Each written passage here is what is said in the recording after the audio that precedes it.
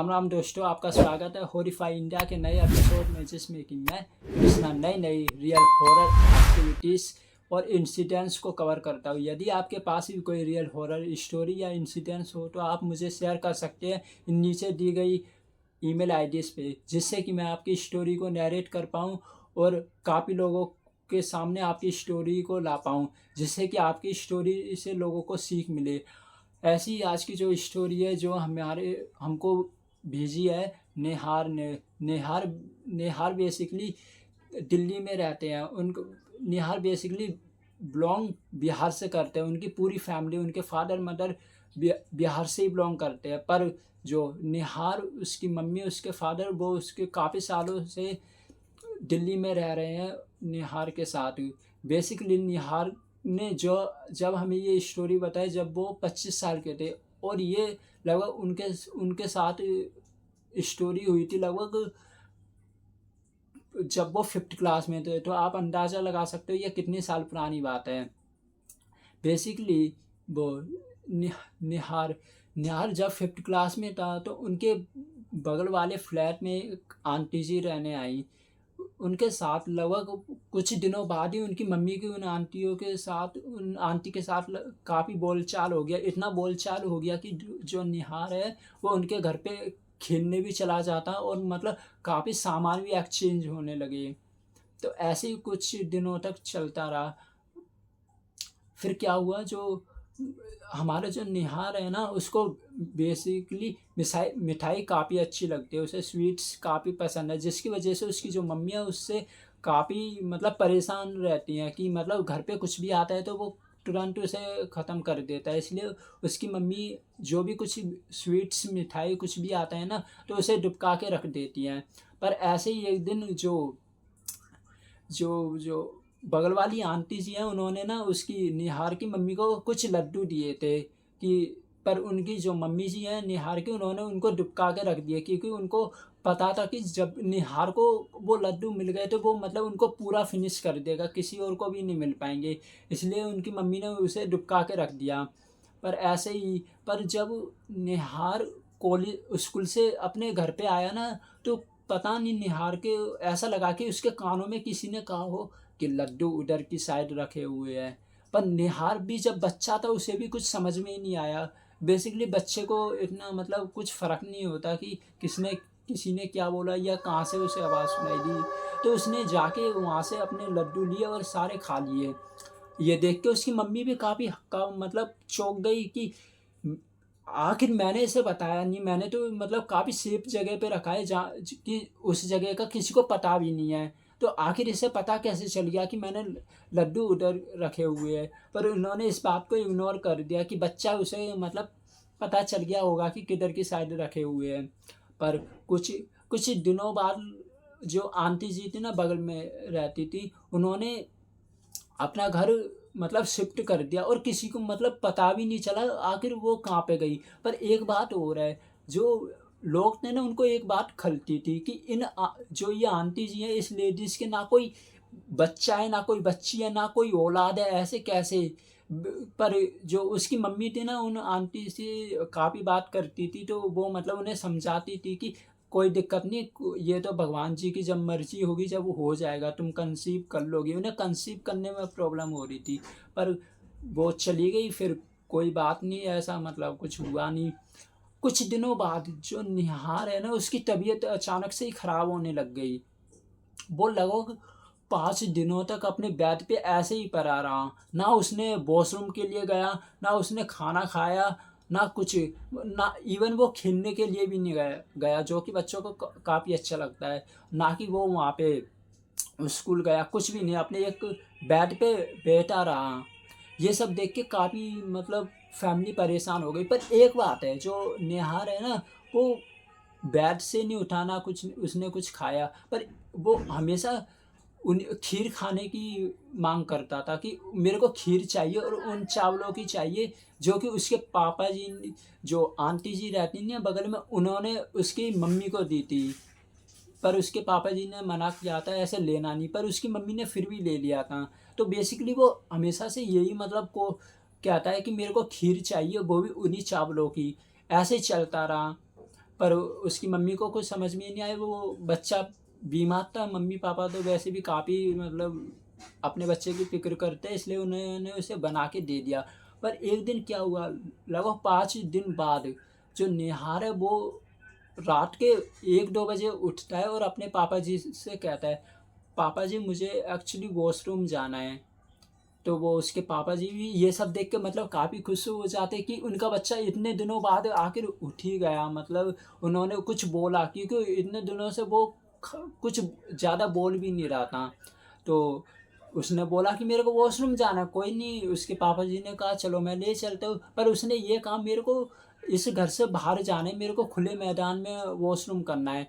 ये उसके पापा जी ने भी एक्चुअली वो ये कह रहा था मुझे खुले आसमान में वॉशरूम करना है, क्योंकि मैं काफ़ी दिनों से एक ही जगह पे रहा हूँ, तो मेरे को मतलब खुले आसमान में हवा खाने का मन कर रहा है। तो उसके पापा जी ने भी कुछ नहीं, ऐसी सिंपल बात है ना, तो उन्होंने भी सोचा कि मैं इसे ले चलता हूँ वॉशरूम के लिए। तो वो अपने घर से ले गए, वो जो अपने घर से लगभग ले गए 5 मिनट के रास्ते पे ही वहाँ पे एक खेत पड़ता है, वहाँ पे एक पेड़ है। वहाँ पे उन्होंने उससे कहा कि ऐसा करो तुम निहार वहाँ पे जाके वॉशरूम कर लो। तो वो जैसे ही वो निहार वॉशरूम करने के लिए गया, उसने क्या देखा, एक औरत जिसका की फेस जला हुआ है, जिसकी ऐसा लग रहा था कि उसकी बॉडी जो टूटी हुई है वो ज़मीन पर रगड़ते रगड़ते उसके पास आ रही है। पर जो उसके जो फा और मतलब जो उसके फादर है ना, उन्होंने बेसिकली उसकी तरफ पीठ करी हुई है और वो खेतों की तरफ देख रहे हैं। तो उसके पापा जी ने ये सब नहीं देखा। और क्या हुआ पता नहीं, निहार के कानों में दोबारा वही आवाज़ सुनाई दी कि तुम इसके पास चले जाओ इसके पास। ये सब मतलब उसे पता नहीं इस आवाज़ से इतना क्या अट्रैक्शन था कि उसको जब भी मतलब ये आवाज़ सुनते ही वो हिप्नोटाइज़ हो जाता था कि इस आवाज़ की बात मान ही लेता था। वो जाने लगा, पर अचानक से ही क्या हुआ, एक आदमी एकदम परफेक्ट पर्सनैलिटी का आदमी आया। उसने उसको जो निहार है उसको उठाया, पर जब उसे उठाया ना तो वो लगभग बेहोश हो गया। और फिर वो जगा ना तो उसने क्या पाया कि वो अपने पापा जी के बगल में है।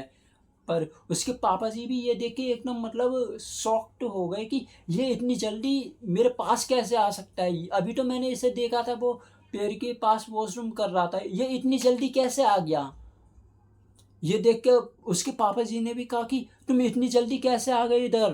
तुम तो अभी उधर वॉशरूम कर रहे थे। पर निहान ने कहा पापा जी आप अब घर पे चलो, मैंने वॉशरूम कर लिया। ये उसके पापा जी उसको फिर घर पे ले गए। ऐसे ही चला, उसने जो निहार है ना, निहार के पापा जी ने ये सारा इंसिडेंस उसकी मम्मी को बताया कि ऐसा हुआ कि मैं मतलब खड़ा हुआ था और ये वॉशरूम करने के लिए गया था, और वॉशरूम जो पेड़ था ना उसके पापा जी के पास से लगभग 25-30 कदम की दूरी पे था। तो आने में कुछ टाइम तो लगता, वो 1 सेकंड में ही आ गया। ये उसकी मम्मी को बताया तो उसकी मम्मी कहने लगी मेरे को लग रहा है इसके ऊपर कुछ ऊपरी हवा या भूत का कुछ साया है, कि या इसने किसी टोटके पे पैर रख दिया है। उसके पापा जी इन बातों में मानते नहीं थे, तो उन्होंने इस पे ज़्यादा रिएक्ट नहीं किया। तो फिर ऐसे ही चलता रहा। फिर उन्होंने ये मतलब, पर इतने दिनों से वो सही नहीं हो रहा था, उसकी तबीयत में कुछ सुधार नहीं आ रहा था। तो उन्होंने एक प्लान बनाया, जो उनके एक मतलब उनके जानकार में एक तांत्रिक था। उन्होंने बोला, उन्होंने उस तांत्रिक को अपने घर पे बुलाया। जो तांत्रिक है उसने निहार को देखते ही पता है क्या बोला, कि इसके ऊपर तो बहुत बुरा टोटका किसी ने किया है। ये सब देख के उसकी मम्मी पापा मतलब काफ़ी परेशान हो गए, आखिर ऐसे कैसे मेरे बच्चे के ऊपर किसी ने ये इतना बुरा काम कर दिया। फिर जो तांत्रिक है उसने पूछा आप किसी ऐसे व्यक्ति को जानते हो जो मतलब टोटके की ब्लैक मैजिक काले जादू इन सब की बातें करता हो? तो निहार है ना, उसकी मम्मी को अचानक से याद आता है जो बगल वाली जो आंटी जी नहीं थी, वो हमेशा ऐसी बात करती रहती थी कि मतलब उनके जो दादाजी उनके पूर्वज ये ब्लैक मैजिक ही करते हैं और ब्लैक मैजिक ही सभी को सिखाते हैं। ये सब देख के उसकी जो जो बाबा जी को ये सब उसने बताया, तो उसके बाबा जी ने पता है क्या कहा? ये कहा जो इसको निहार को पे ऐसा काला जादू किया गया था कि इसको कुछ महीनों में ये मर जाए। बेसिकली ये जो बलि देना चाहती थी, क्योंकि जो वो औरत नहीं थी जो उनके पड़ोसी थे, वो मैंने पहले ही बताया वो कंसीव नहीं कर पा रही थी कि, तो उन्होंने एक प्लान बनाया था कि जैसे ही जो ये निहार उसकी डेथ होती है ना, वैसे ही जो ये औरत है जो उनकी पड़ोसी थी वो कंसीव कर लेगी। जैसे कि हमें पता है इंडिया में ऐसा, इंडिया इवन फॉरेन में भी ऐसा काफ़ी चलता है कि जब भी कोई औरत मतलब प्रेग्नेंट नहीं होती तो किसी की बलि देके उसको कंसीव कराया जाता था। ऐसे ही उन्होंने एक प्लान बनाया, पर ये सब देख के मतलब ये सारी बात सुन के जो उसके पापा जी को इन बातों पे विश्वास नहीं होता था, वो भी मतलब रोने लगे, उसकी मम्मी रोने लगी, उसके पापा जी रोने लगे कि बाबा जी प्लीज़ मेरी मदद कर दो, इन सब से मतलब मेरे को इन सब से छुटकारा पाना है। ऐसे ही चलता रहा। तो बाबा जी ने मतलब उनको बोला कि इसका इलाज चलेगा लगभग 8-10 महीने तक। उन्होंने 8-10 महीने तक सारा इलाज कराया, उनके मतलब काफ़ी सारे रुपए भी खर्च हुए, पर उनको रुपए से ज़्यादा अपने बच्चे की फ़िक्र थी। पर उन्होंने जो निहार है उसने हमें बताया वो सब ये इलाज तो मेरा ख़त्म हो गया, पर मेरे को मतलब ऐसा लगता है अभी भी 25 से 24-25 साल भी ऐसा लगता है, जो आंटी जी नहीं है जो उनके बगल में रहती थी, उनको मतलब उसके ऊपर कुछ ना कुछ ब्लैक मैजिक टाइप से करते हुए वो उन्हें अभी भी देखता है, और ये जब देखता है तो वो एकदम काँप जाता है। पर ये है उसके साथ अब ये जो इंटेंसिटी है वो कम होती गई है। इसलिए हमारे जो फैमिली मेम्बर, जो हमारे बड़े, हमारे बुजुर्ग, ये लोग भी काफ़ी कह के गए हैं कि किसी का बाहर जो भी देता है उसको ज़्यादा खाना नहीं चाहिए।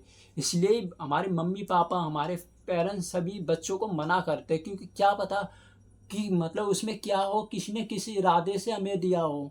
इसलिए हमेशा ट्राई करो जितना भी हो सके उतना मतलब अवॉइड करो लेने की। आप ले लेते हो तो उसे मतलब उनके मतलब कुछ भी करके उसे खाना मत।